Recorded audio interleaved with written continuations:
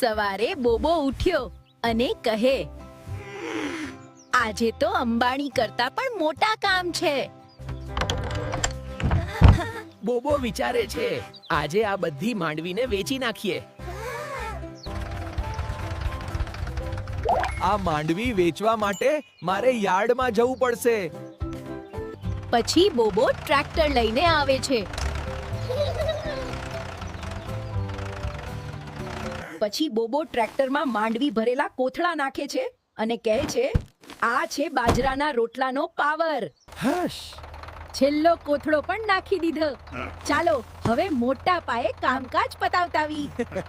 હવે બોબો ટ્રેક્ટર લઈને યાર્ડ તરફ નીકળી પડે છે.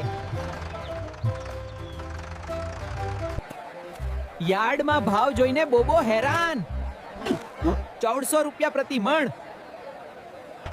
બોબો વટથી કહે છે, આ માંડવી વરસાદમાં પલળ્યા વગરની છે. લોકોને માંડવી ગમે છે અને માતાજીની દયાથી જાથી બધી જ માંડવી વેચાઈ જાય છે.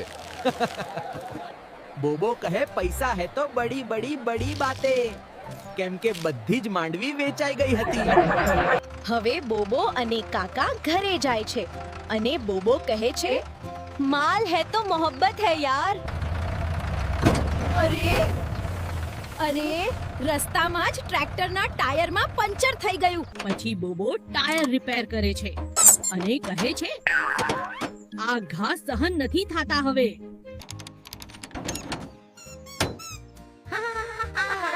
આખરે ટાયર રિપેર થઈ ગયું. બોબો ઘરે પહોંચ્યો. થાકી ગયો હતો પણ ખુશ હતો. પછી બોબો કડક ચા પીવે છે.